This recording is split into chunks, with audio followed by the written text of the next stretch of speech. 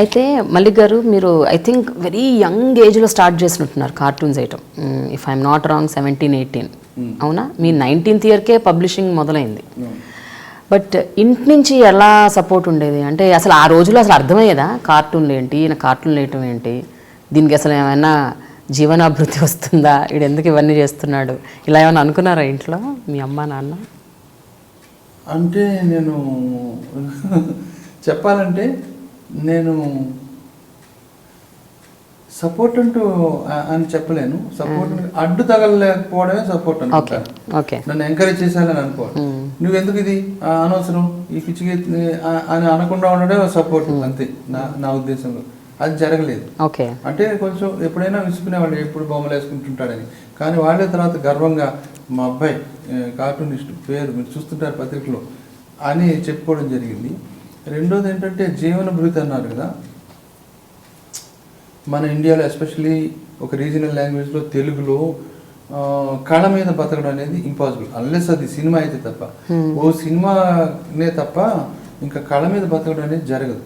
ఓ cartoon వేసో కథలు రాసు దానివల్ల వచ్చేది మన పాకెట్ మనీకి సరిపోతుంది తప్ప నిజానికి కళ మీద బతికే ఇదే ఉంటే ఇంత. ఇప్పుడు నేను కొన్ని వేల కార్టూన్లు వేసాను, 100 కథలు పబ్లిష్ అయ్యి 1000 కార్టూన్లు, నవలలు రాశాను, అన్నీ రాశాను. నేను ఏ పొజిషన్లో ఉండాలి, ఇదే ఒక ఇంగ్లీష్ రచయితో లేదా ఒక విదేశాల్లో అమెరికాలో లండన్లోనో ఎక్కడో నేను ఇలాంటి ఇంత పని నేను చేస్తే నా కింద ఒక 10 మంది సెక్రటరీలు నాకు ఉండాలి. మంచి బ్యూటిఫుల్ అందమైన 10 మంది సెక్రటరీలు బిలియన్స్ నేను సంపాదించుకుని ఉండాలి. నేను ఒక అది ఉండదు. మనం ఇప్పుడు ఎవరైనా తీసుకోండి, వాళ్ళు ఉద్యోగం చేస్తూనే చేస్తారు, ఉద్యోగం చేస్తూనే ఒక సినిమాలు తప్ప సినిమా కుదరదు, షూటింగ్స్కి వెళ్ళాల్సి వస్తుంది. కాబట్టి రచయితలు అందరూ ఉద్యోగాలు చేసి ఉంటారు. ఓ చాలా పొగుడతారు, నెంబర్ 1 రైటర్ అన్నారు, ఆంధ్రదేశాన్ని ఉరుతులు ఊపాడు. మరి అతను ఆంధ్ర బ్యాంకులో పనిచేసాడు కదా. సో కళకి నిజంగా గుర్తింపు లేదంటారు. మరి కొన్ని చోట్ల ఎస్పెషల్లీ నార్త్ ఇండియాలో కొంతమంది రచయితలు, శోభాడే లాంటి వాళ్ళు, లేకపోతే చేతన్ భగత్ లాంటి, ఇంగ్లీష్ అది నేను రీజనల్ లాంగ్వేజ్ అని అందుకనే అన్నాను. ఇంగ్లీష్ దానికి సర్క్యులేషన్ ఎక్కువ ఉంటుంది కదా, అది అక్కడ మెయిన్గా. కానీ మీకు గుర్తింపు బ్రహ్మాండంగా వచ్చింది. గుర్తింపు తగిన అంత రెమ్యునరేషన్ ఎందుకు వచ్చేది కాదు? ఎందుకు?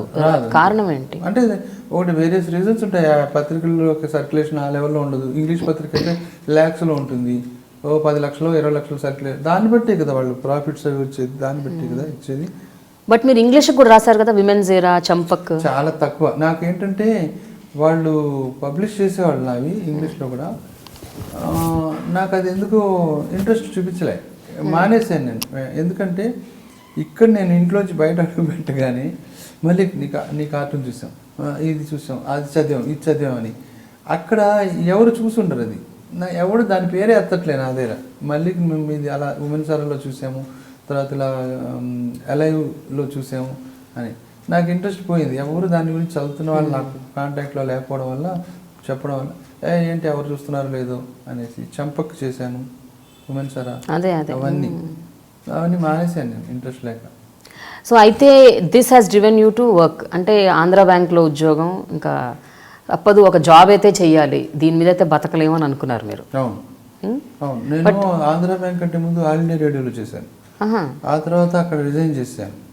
అక్కడ చేసేసి అక్కడ ఏంటో నేను యువకి ఏదో వాటి కథలు అవి పంపిస్తుంటే, మీరు అక్కడ ఎందుకు పంపిస్తున్నారు, ఇక్కడ నేనే స్టోరీ రైటర్ని కాదు కదా, నేను కార్టూనిస్ట్ని.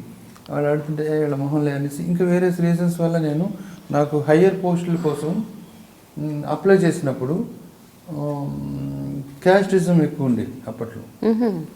దాంతో నాకు నచ్చలే.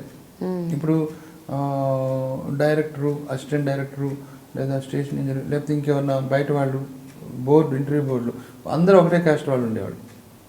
ఇక్కడ ఆల్ ఇండియా రేడియోలో. అయితే నన్ను చాలా ఇష్టపడేవాళ్ళు, మామూలుగా కాదు, అందరూ చాలా ఇష్టపడేవాళ్ళు. నేను ఒక విషయం చెప్పనా, అతి చిన్న వయసులో నేను ఆల్ ఇండియా రేడియోలో మెయిన్ స్టేషన్లో నా నాటకం ప్రసారం అయింది.